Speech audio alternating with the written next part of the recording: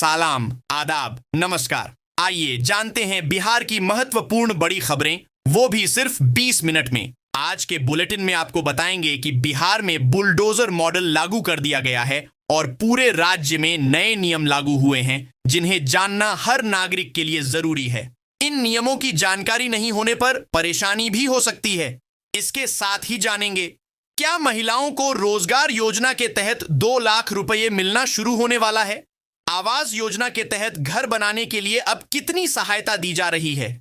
अगर आप पहली बार चैनल पर आए हैं तो वीडियो को लाइक करें और न्यूज एक्सप्रेस को सब्सक्राइब कर लें, क्योंकि यहां आपको हमेशा बिहार की महत्वपूर्ण खबरें सबसे पहले और सबसे भरोसेमंद तरीके से मिलती हैं।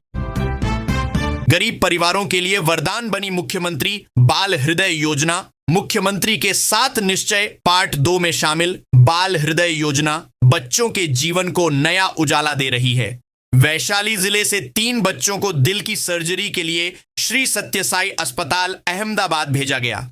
अब तक जिले के 151 बच्चों की सफल सर्जरी हो चुकी है। जिला स्वास्थ्य समिति की देखरेख में बच्चों को एम्बुलेंस से पटना और फिर फ्लाइट से अहमदाबाद भेजा गया। सिविल सर्जन ने बताया कि सरकार आर्थिक तंगी से जूझ रहे परिवारों को मदद देने के लिए प्रतिबद्ध है। राष्ट्रीय बाल स्वास्थ्य कार्यक्रम के तहत 0 से 18 साल तक के बच्चों को चर्म रोग, दंत, आंख, श्वसन विकार, जन्मजात विकलांगता और अन्य रोगों का निःशुल्क इलाज उपलब्ध कराया जाता है। योजना ने गरीब परिवारों को यह भरोसा दिलाया है कि उनके बच्चों का भविष्य सुरक्षित हाथों में है।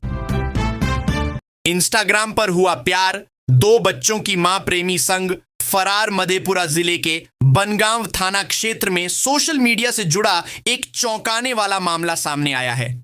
बरियाही कमलपुर निवासी श्रवण मुखिया की पत्नी सावो देवी इंस्टाग्राम पर छपरा के युवक शिबू राम के संपर्क में 10 आई और 2 बच्चों को लेकर फरार हो गई। श्रवण मुखिया मजदूरी के लिए मुंबई गए थे। इसी दौरान पत्नी ने मायके जाने का बहाना बनाया और प्रेमी संग चली गई। मामले का खुलासा तब हुआ जब मायके पक्ष ने पुलिस में शिकायत दर्ज कराई। बाद में छपरा में सावो देवी और बच्चों को पुलिस ने बरामद किया। थाना में उसने अपने सास ससुर को पहचानने से इनकार कर दिया। पति ने आरोप लगाया कि पत्नी ने पहले कई लोन कंपनियों से 5 लाख रुपए का कर्ज लिया था।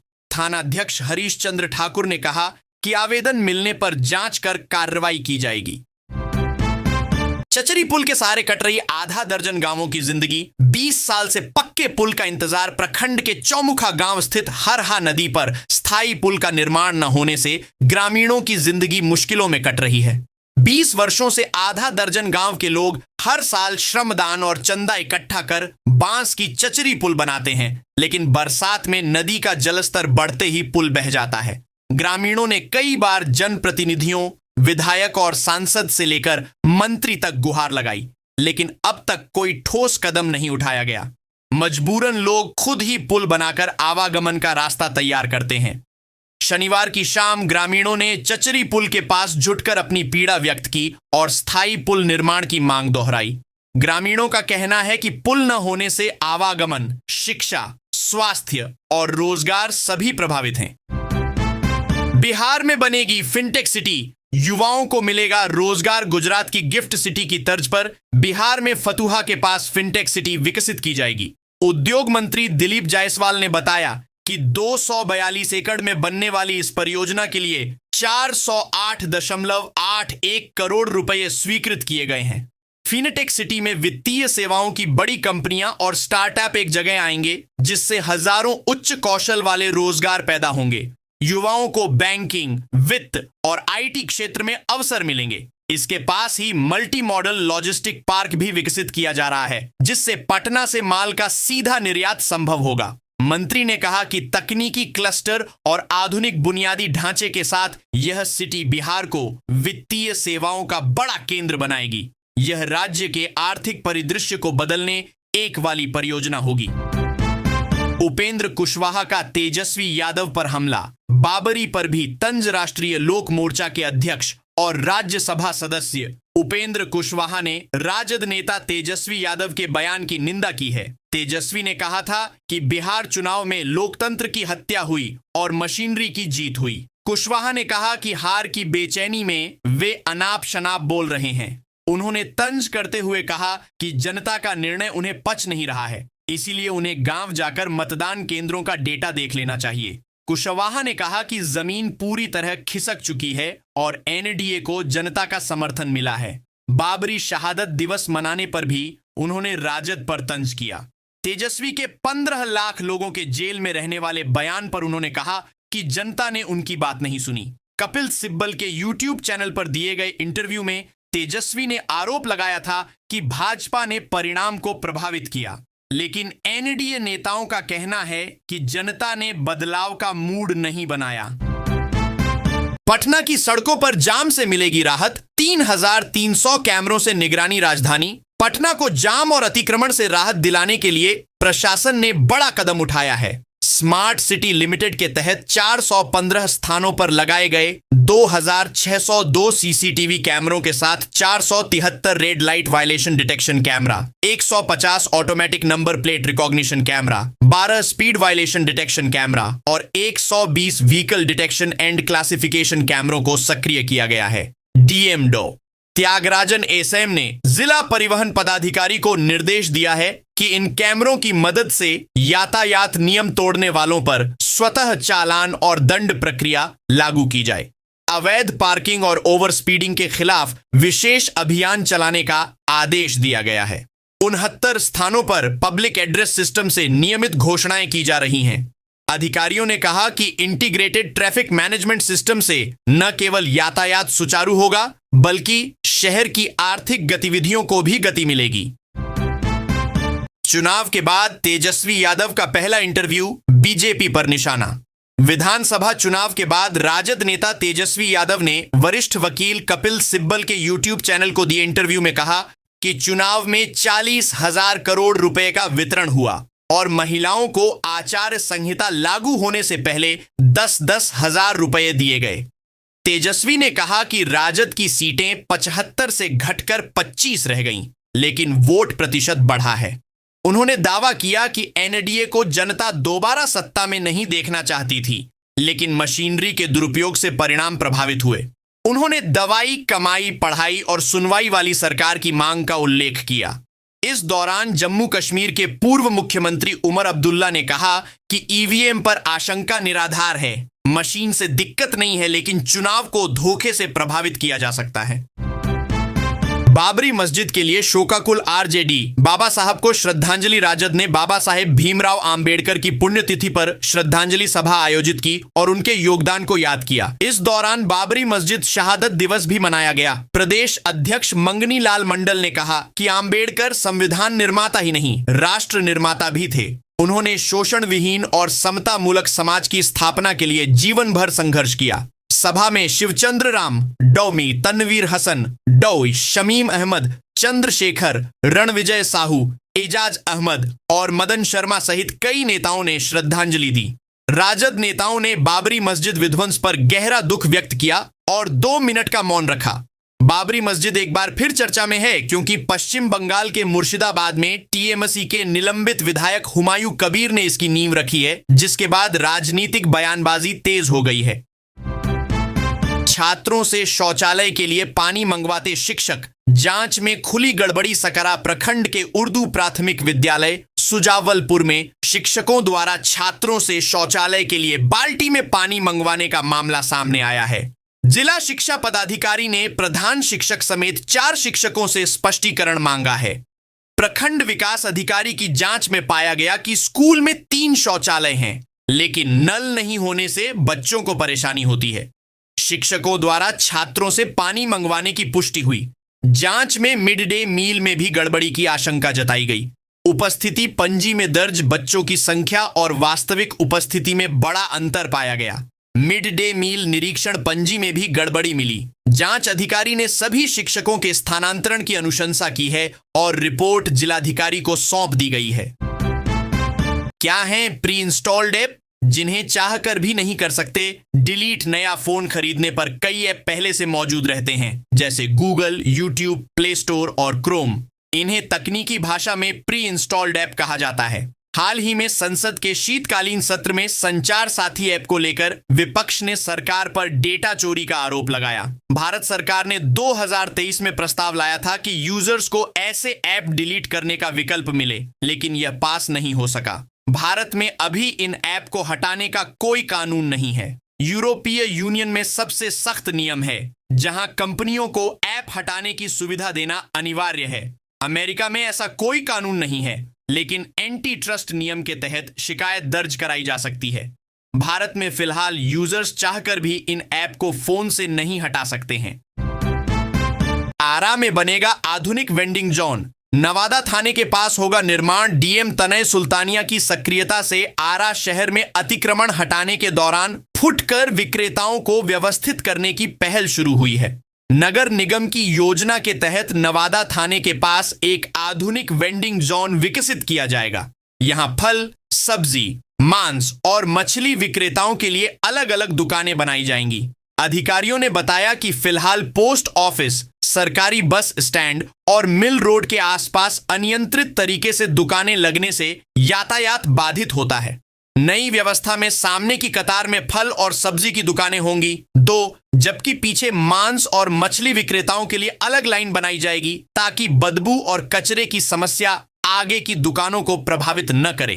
प्रस्तावित वेंडिंग जोन सिंचाई विभाग की जमीन पर बनेगा और इसके लिए एनओसी की फाइल डीएम को भेजी गई है। स्वीकृति मिलते ही निर्माण प्रक्रिया शुरू होगी।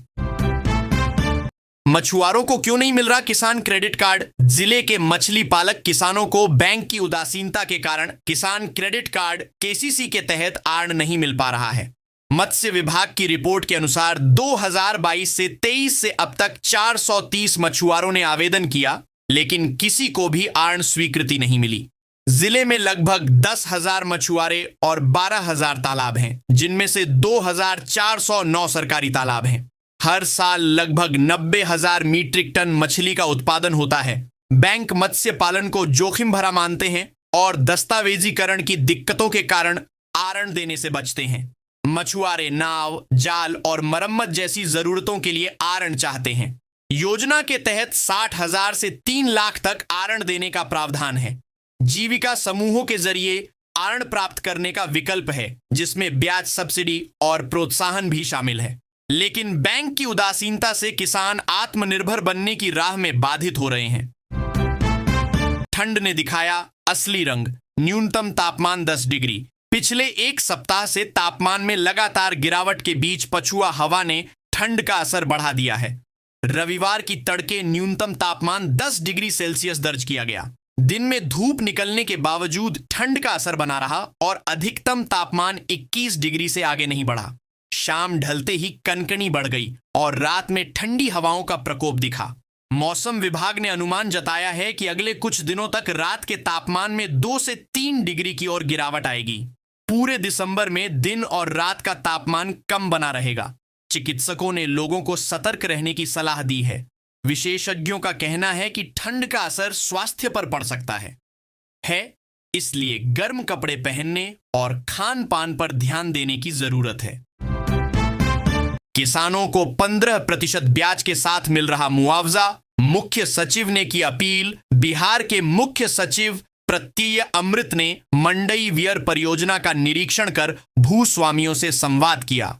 उन्होंने बताया कि भूमि अधिग्रहण के लिए जिला प्रशासन लगातार कैंप आयोजित कर रहा है और कागजी प्रक्रिया पूरी होते ही मुआवजा भुगतान किया जाएगा। खास बात यह है कि पहली बार बिहार में मुआवजे की राशि पर 15% ब्याज भी जोड़ा जा रहा है। मुख्य सचिव ने भूस्वामियों से अपील की कि वे अपनी भूमि का मुआवजा प्राप्त करें, ताकि परियोजना समय पर पूरी हो सके। मंडई वियर परियोजना के क्रियान्वयन से किसानों को सिंचाई और बिजली की समस्या से राहत मिलेगी। उन्होंने कहा कि 30 मई 2026 तक परियोजना पूर्ण करने का लक्ष्य है और इसके बाद किसानों को जनरेटर व ईंधन की समस्या से भी निजात मिलेगी। रामगढ़ में अतिक्रमण हटाओ अभियान बना मजाक। रामगढ़ बाजार में अतिक्रमण हटाने की कार्रवाई प्रशासन की खानापूर्ति साबित हुई। दुर्गा चौक से आम्बेडकर चौक तक जेसीबी लेकर अधिकारी पहुंचे, फोटो खिंचवाई और आगे बढ़ गए। उनके जाते ही दुकानदारों ने फिर से दुकानें सजा लीं। सामाजिक कार्यकर्ताओं ने आरोप लगाया कि नगर पंचायत में भ्रष्टाचार के कारण अतिक्रमण हटाने की समस्या बनी हुई है। हर महीने 16 लाख रुपए सफाई पर खर्च होने के बावजूद स्थिति जस की तस है। ब्लॉक परिसर वाहनों का स्टैंड बना हुआ है, लेकिन प्रशासन को यह अतिक्रमण दिखाई नहीं देता। ठेला वाले अधिकारियों के आने पर दुकानें हटाते हैं और जाते ही फिर सड़क पर लगा देते हैं। रविवार को बाजार में पुनः पहले जैसी स्थिति बन गई, जिससे लोगों ने प्रशासन की कार्रवाई को मजाक करार दिया। सियार ने गाय को काटा, प्रसाद खाने से 128 लोग पहुंचे अस्पताल। लखीसराय जिले के बबनगांवा गांव में तब हड़कंप मच गया जब सियार के काटने से घायल गाय की मौत हो गई और उसी गाय के दूध से बने प्रसाद को 128 ग्रामीणों ने ग्रहण कर लिया। गाय की मौत के बाद रेबीज संक्रमण का डर फैल गया। स्वास्थ्य विभाग की टीम तुरंत गांव पहुंची और सभी लोगों को एंटी रेबीज इंजेक्शन लगाया। जिला महामारी पदाधिकारी डॉक्टर जूली कुमारी के निर्देश पर पीएचसी और सदर अस्पताल की टीम ने ग्रामीणों को आश्वस्त किया कि इंजेक्शन लगने के बाद खतरे की आशंका नहीं है। हालांकि गांव में दिन भर अफवाह और दहशत का माहौल बना रहा। स्वास्थ्य विभाग ने लोगों को सतर्क रहने और किसी भी लक्षण पर तुरंत अस्पताल से संपर्क करने की सलाह दी। घटना के बाद ग्रामीणों में सियार को लेकर भय और चिंता बनी हुई है। बिहार में एएसआई का शराब पीते और घूस लेते वीडियो वायरल। मधेपुरा जिले के शंकरपुर थाना में तैनात एएसआई उत्तम कुमार मंडल का वीडियो इंटरनेट मीडिया पर वायरल हो गया है। वीडियो में वह एक पीड़ित से घूस लेते हुए और मटनव शराब का सेवन करते दिख रहे हैं। एएसआई वीडियो में कहते हैं कि पुलिस मुख्यालय का भी रेट बढ़ गया है, इसलिए वह 2000-5000 नहीं बल्कि सीधे 20 से 25,000 रुपए लेते हैं और काम पारदर्शिता के साथ करते हैं। उन्होंने यह भी कहा कि थानाध्यक्ष उन्हें रेट कम रखने को कहते हैं, लेकिन उनका मानना है कि अधिक रेट लेने से काम ठोक बजाकर होता है। मामले पर संज्ञान लेते हुए पुलिस अधीक्षक संदीप सिंह ने जांच का आदेश दिया है और ईएसपी प्रवेंद्र भारती को रिपोर्ट सौंपने को कहा है। रिपोर्ट आने के बाद विभागीय कार्रवाई की जाएगी। सड़क और रेलवे ट्रैक दोनों पर दौड़ेगी नई ट्रेन। जमालपुर कारखाने की उपलब्धि। जमालपुर रेल कारखाने ने एक नई उपलब्धि हासिल की है। पूर्व रेलवे के महाप्रबंधक मिलिंद देउस्कर ने निरीक्षण के दौरान डीजल हाइड्रोलिक रेल कम सड़क वैन को हरी झंडी दिखाकर शुभारंभ किया। 5 करोड़ 62 लाख रुपए की लागत से तैयार इस आधुनिक वैन की खासियत है कि यह सड़क पर 85 किलोमीटर प्रति घंटे और रेलवे ट्रैक पर 50 किलोमीटर प्रति घंटे की रफ्तार से चल सकती है। 8 चक्कों वाली इस वैन की क्षमता 600 टन लोड की है। इसके अलावा 20 करोड़ रुपए की लागत से तैयार 140 टन क्षमता की क्रेन को प्रयागराज मंडल के टूंडला भेजा गया। उप मुख्य यांत्रिक अभियंता के नेतृत्व में सुपरवाइजरों और कारीगरों की टीम ने इसे महज 75 दिनों में तैयार किया। निरीक्षण के दौरान जीएम ने सुरक्षा मानकों को और मजबूत बनाने के निर्देश दिए और जमालपुर में निर्मित आधुनिक इंटरलैकिंग आफ्टर मॉडिफाइड जैक की भी जानकारी ली। रूपौली में सरकारी जमीन से हटने लगे अतिक्रमणकारी। बुलडोजर कार्रवाई की चेतावनी। रूपौली प्रखंड में प्रशासन का सख्त रुख दिखने लगा है। अंचलाधिकारी शिवानी सुरभि ने घोषणा की है कि सभी अतिक्रमणकारियों को सोमवार 8 दिसंबर तक का समय दिया गया है। इसके बाद मंगलवार से बुलडोजर कार्रवाई शुरू कर दी जाएगी। बिरौली बाजार में पहला पड़ाव डालते हुए दुकानदारों को माइक से चेतावनी दी गई है। कई दुकानदार अपनी दुकानें हटाने लगे हैं, जबकि कुछ लोग आदेश रुकने की उम्मीद में बैठे हैं। ग्रामीण क्षेत्रों में भी सड़कों पर बथान और मवेशी बांधने से हादसे आम हो गए हैं। एसएच 65 के किनारों पर रूपौली से टीकापट्टी तक सड़क पर कब्जा कर लिया गया है। प्रशासन ने स्पष्ट किया है कि समय सीमा के भीतर अतिक्रमण नहीं हटाने वालों पर सख्त कार्रवाई होगी। भूमि अधिग्रहण पर पूर्णिया सांसद का गुस्सा। किसानों के समर्थन में महापंचायत पूर्णिया लोकसभा क्षेत्र के नगर प्रखंड में प्रस्तावित 280 एकड़ भूमि अधिग्रहण के विरोध में सबूतर, बैरगाछी और घरारी गांव में गरीब मजदूर किसान संघ की ओर से महापंचायत आयोजित की गई। इसमें सांसद राजेश रंजन उर्फ पप्पू यादव मुख्य अतिथि के रूप में शामिल हुए। सभा में हजारों किसान, मजदूर, महिलाएं और युवा मौजूद रहे। पप्पू यादव ने कहा कि सरकार किसानों की सहमति के बिना 1 इंच जमीन भी नहीं ले सकती। उन्होंने चेतावनी दी कि अगर गरीब और भूमिहीन किसानों की अनदेखी हुई तो वे लोकतांत्रिक आंदोलन करेंगे। उन्होंने कहा कि जब तक राहुल गांधी और पप्पू यादव जैसे लोग जिंदा हैं तब तक किसी किसान की रैयती जमीन नहीं छीनी जाएगी। उन्होंने आरोप लगाया कि क्षेत्र में सरकारी जमीन का गलत म्यूटेशन किया गया है और माफियाओं द्वारा लाखों रुपए लेकर रजिस्ट्री कराई जा रही है। सभा में अन्नदाता को बचाओ, देश को आगे बढ़ाओ के नारे गूंजते रहे। इंस्टाग्राम पर खेसारी लाल की खुली चुनौती, पवन सिंह पर अप्रत्यक्ष हमला। भोजपुरी स्टार और आरजेडी नेता खेसारी लाल यादव ने इंस्टाग्राम पर लाइव आकर एक बार फिर पवन सिंह पर निशाना साधा। उन्होंने कहा कि चुनाव के दौरान उन्हें राम मंदिर विरोधी बताया गया, जबकि उन्होंने कभी मंदिर का विरोध नहीं किया। उनका कहना था कि मंदिर और सनातन अपनी जगह पर हैं, लेकिन शिक्षा और रोजगार भी उतने ही जरूरी हैं। लाइव में उन्होंने छपरा के लोगों का आभार जताया और कहा कि चुनाव के बाद से वह बीमार चल रहे हैं। खेसारी ने कहा कि समाज में बड़े भाई को पिता तुल्य माना जाता है, लेकिन उन्होंने ऐसे लोगों को बड़ा भाई कहा जो इस लायक नहीं थे। उन्होंने चेतावनी दी कि यदि वह खुल गए तो कई लोगों को नंगा कर देंगे। उनके बयान ने सोशल मीडिया पर नई बहस छेड़ दी है।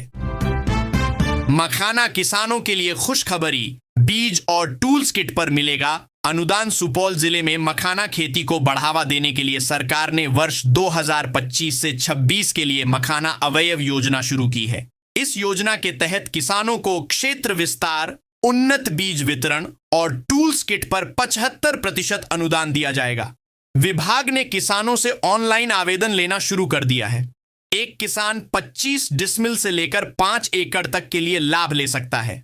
जिले को 12,000 किलोग्राम बीज वितरण का लक्ष्य दिया गया है। सबौर मखाना किस्म के बीज किसानों को उपलब्ध कराए जाएंगे। मखाना खेती से किसानों को अच्छा लाभ मिलता है और इसे जीआई टैग भी मिल चुका है। सरकार चाहती है कि इस योजना से खेती का विस्तार हो और किसानों की आय बढ़े।